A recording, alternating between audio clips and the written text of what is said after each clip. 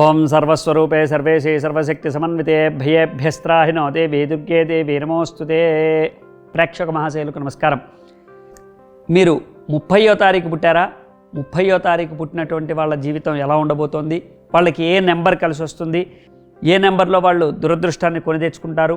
అదేవిధంగా ఏ రంగంలో రాణిస్తారు?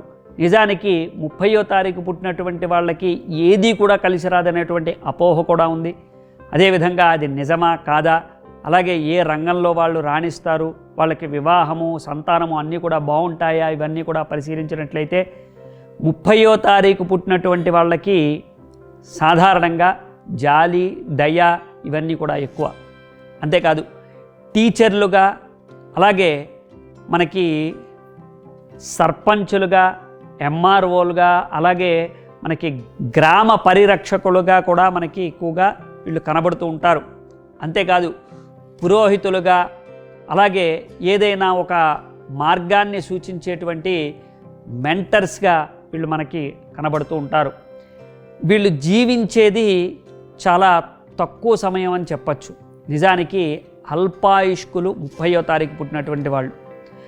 అదేంటి ఎలా మాట్లాడుతున్నారు అని అంటే కనుక 30వ తారీఖు పుట్టినటువంటి వాళ్ళకి నిజానికి ఎక్కువ ఎమోషన్స్ అనేటువంటివి ఉంటాయి.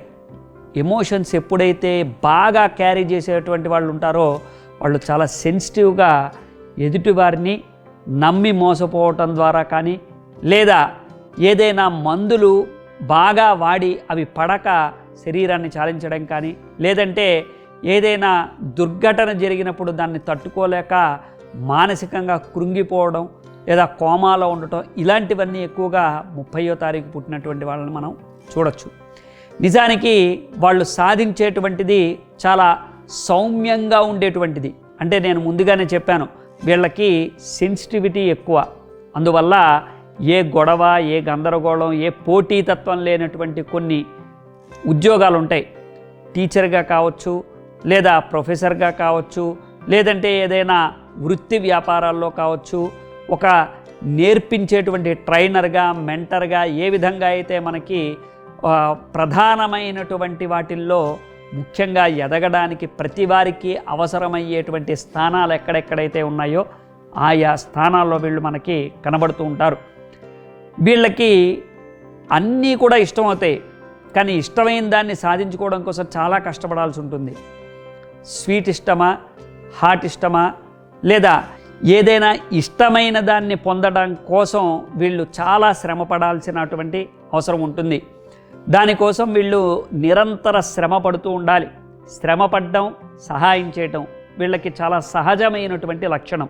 అందువల్ల ఇంత శ్రమ పడుతున్నాడేంట్రా బాబు ఇంత చిన్న విషయానికి అని అనుకుంటాం, కానీ చూసే వాళ్ళకి వాళ్ళు మాత్రం చాలా ఇష్టంగా శ్రమ పడుతూ ఉంటారు. వాళ్లకు వచ్చేదాని మీద మాత్రమే, అంటే ఫ్యూచర్లో వచ్చేదాని మీద మాత్రమే వాళ్ళ ధ్యాస ఉంటుంది. కానీ వాళ్ళకి ఇప్పుడు పడుతున్నటువంటి కష్టానికి మనం ఎందుకింత కష్టపడాలి అనేటువంటి మనస్తత్వం ఉండదు. ఎదుటివారిని కూడా కష్టపెట్టకుండా వాళ్ళు చేసే పని కూడా వీళ్ళు చేస్తూ ఎదుటివారికి సహాయపడటం, అలాగే వీళ్ళు చేసేటువంటి పనులన్నిటిలోనూ కూడా కొద్దిగా ఎక్కువ శ్రమని కల్పించుకోవడం లాంటివి మనం 30వ తారీఖు పుట్టినటువంటి వాళ్ళని చూడొచ్చు. అంతేకాదు వీళ్ళు ఏ విషయానికైనా సరే చాలా భయపడిపోతూ ఉంటారు, చాలా ఆందోళన పడుతూ ఉంటారు. విద్య విషయంలో ప్రధానంగా చాలా హై స్థాయిలో ఉంటారు. అంటే డబుల్ PhD చేసినటువంటి వాళ్ళని చూడొచ్చు మనం. అలాగే చాలా ఎక్కువ మోతాదులో ఎప్పుడూ కూడా జ్ఞాన సముపార్జన చేసేటువంటి వాళ్ళు, అంటే ఎక్కువగా చదువుకోవడానికి ప్రయారిటీ ఇచ్చేటువంటి వాళ్ళు, చదువుని చాలా గొప్ప స్థాయిలో చూడాలని అనుకునేటువంటి వాళ్ళు మనం ఈ సమాజంలో చాలా తక్కువ మందిని చూస్తాం. అలాంటి వాళ్ళల్లో వీళ్ళు కూడా మనం చూడొచ్చు. అలా డబుల్ PhDలు, త్రిబుల్ PhDలు చేసినటువంటి వాళ్ళల్లో 30వ తారీఖు పుట్టినటువంటి వాళ్ళని కూడా మనం చూడొచ్చు. ఈ విధంగా 30వ తారీఖు పుట్టినటువంటి వాళ్ళకి చాలా గట్స్ అనేటువంటివి కూడా ఉంటాయి. ఎవరు తప్పు చేస్తున్నారు, ఎవరు ఒప్పు చేస్తున్నారు అనేటువంటి జడ్జిమెంట్ను కూడా వాళ్ళని అడగచ్చు. అలాగే లాయర్లుగా, జడ్జిలుగా కూడా మనం వీళ్ళని చూడొచ్చు. ఎదుటివారిని మార్చడం కన్నా ఎదుటివారిలో ఉన్నటువంటి పాజిటివిటీని ఎక్కువగా చూసి ఏం చేసినా సరే వీళ్ళని మనం మార్చాలి అని అనుకునే దానికన్నా వీళ్ళకి అనుగుణంగా మనమే కొద్దిగా మార్పులు చేర్పులు చేసుకుందాం అనేటువంటి లక్షణంతోనే ఎక్కువగా మనకి కనబడుతూ ఉంటారు. ఎవరు ఎన్ని చేసినా కానీ వీళ్ళల్లో మనకి కోపము, ఆవేశము అనేటువంటిది చాలా తక్కువగా చూడొచ్చు. ఒకవేళ కోపం వస్తే మాత్రం ఎదుటి వాళ్ళకి ఇంకా చుక్కలే కనపడతాయి. నిజానికి చెప్పాలి అంటే చాలా తారాస్థాయిలో వీళ్ళకి ఈ యొక్క కోపం అనేటువంటిది వస్తుంది. దానివల్ల ఎదుటి వాళ్ళతో సంబంధ బాంధవ్యాలు అనేటువంటిది తెంచుకోవడం కూడా జరుగుతూ ఉంటుంది. అలాగే వీళ్ళని మనం ఎప్పుడూ కూడా చాలా సాధారణంగా చూసినప్పుడు, ఎంత మర్యాదగా చూసినప్పుడు వీళ్ళు కూడా మనల్ని అంతే మర్యాదగా చూస్తూ ఉంటారు. కెరీర్ అనేటువంటిది మంచి కెరీర్ స్టార్ట్ అవుతుంది, మంచి గుర్తింపు అనేటువంటిది ఉంటుంది, విద్య బాగుంటుంది, కెరీర్ బాగుంటుంది, సంతానము అది కూడా బాగానే ఉంటుంది. కాకపోతే వివాహము కొద్దిగా ఆలస్యం అవుతూ ఉంటుంది. వివాహం ఆలస్యం అవడంతో పాటు వివాహ భాగస్వామి ఆడవాళ్ళైనా మగవాళ్ళైనా చేసుకునేటువంటి భాగస్వామితో సంతృప్తికరమైనటువంటి జీవితం కొద్దిగా తక్కువగా ఉంటుంది, కానీ సపోర్టివ్గా ఉంటుంది. ఎప్పుడు విడిపోరు, కొట్టుకోరు, అలా అని బాగా అన్యోన్యంగా కలిసి ఉండరు. ఈ విధంగా ఉంటుంది వాళ్ళతో సంబంధ బాంధవ్యాలు. అయితే 30వ తారీఖు పుట్టినటువంటి వాళ్ళతో భాగస్వామిగా ఉన్నటువంటి వాళ్ళు చాలా అదృష్టవంతులనే చెప్పుకోవచ్చు. ఏ పని చెయ్యకపోయినా కానీ గుర్తింపు అనేటువంటిది ఆటోమేటిక్గా వచ్చేస్తూ ఉంటుంది. అలాగే వీళ్ళకి సంబంధించినంత వరకు జ్ఞానము అనేటువంటిది కొండలే ఉంటాయి. చాలా వీళ్ళ విషయంలో జ్ఞానం అనేటువంటిది శిఖరాగ్రాన్ని తాకుతూ ఉంటుంది. కాబట్టి ఈ విషయంలో తప్పకుండా వీళ్ళని అనుసరించాల్సినటువంటి అవసరం ఉంటుంది. అలాగే వృద్ధాప్య దశకు వచ్చేటప్పటికీ వీళ్ళకి అన్ని విషయాలు తెలిసినప్పటికీ కూడా అడిగితే కానీ చెప్పరు. కాబట్టి వీళ్ళని ఎప్పుడూ కూడా మనం అంటి పెట్టుకుని ఉండడం ద్వారా వీళ్ళు వృద్ధులైపోయినా కానీ అందరికీ ఉపయోగపడే విధంగా ఉంటారు. కాబట్టి వాళ్ళని మనం ఎప్పుడూ కూడా వదులుకోకుండా ఉండేటువంటి ప్రయత్నం చేయాలి.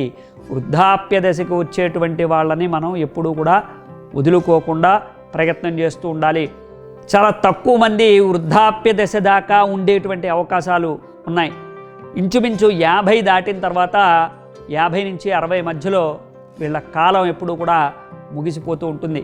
కానీ ఇలా ముగిసిపోకుండా ఉండాలన్నా, గండాలు తప్పాలన్నా, మంచి గుర్తింపుతో పాటు దారిద్ర్యము అనేటువంటిది ఎప్పటికీ రాకుండా ఉండాలన్నా, వీళ్ళ మనసులు ఎప్పుడూ కూడా ప్రశాంతంగా ఉంటూ నలుగురికి ఉపయోగపడాలన్నా ఖచ్చితంగా దత్తాత్రేయ స్వామిని ఎక్కువగా కొలుస్తూ ఉండాలి. దత్తాత్రేయ స్వామిని నిరంతరం పూజిస్తూ ఉండాలి. దత్త హోమాలు చేసుకుంటూ ఉండాలి. దత్తాత్రేయ స్వామికి సంబంధించినటువంటి గురు చరిత్ర పారాయణ చెయ్యాలి. ఈ విధంగా చేసినటువంటి వాళ్ళకి తప్పకుండా మంచి మార్గాలు అనేటువంటివి లభిస్తాయి. వీళ్ళకి అదృష్ట సంఖ్య 1, 3, 9. 1, 3, 9 అదృష్ట సంఖ్యలు. 8, 6 అనేటువంటివి దురదృష్ట సంఖ్యలు. 8, 6 అనేటువంటివి దురదృష్ట సంఖ్యలు. కాబట్టి ఆ రెండు కూడా ఎప్పుడు ఫాలో అవ్వద్దు. 8, 6 అనేటువంటి నెంబర్ని ఫాలో అవ్వకుండా 1, 3, 9 అనేటువంటి నెంబర్ని ఫాలో అవుతూ మీరు మంచి మార్గాన్ని కనుగొనండి. అంతేకాదు ప్రతినిత్యము కూడా దత్తాత్రేయ స్వామి వారికి సంబంధించినటువంటి దత్తస్తవం చదవండి. అలాగే పుష్యరాగము కనుక 3 నుంచి 4 క్యారెట్ల మధ్యలో కనుక మీరు పెట్టుకున్నట్లయితే బంగారంలో కానీ వెండిలో కానీ చేయించి దాన్ని కనుక మీరు చూపుడు వేలికి ధరించినట్లయితే మేలు జరుగుతుంది. ఒరిజినల్గా ఉన్నటువంటి విత్ సర్టిఫైడ్ స్టోన్స్ నా దగ్గర దొరుకుతాయి. కాబట్టి దాన్ని ధరించి మీకు కావలసినటువంటి వాటిని మా కామెంట్ రూపంలో తెలియజేసినట్లయితే మేము మీకు తప్పకుండా సహాయం చేస్తాం.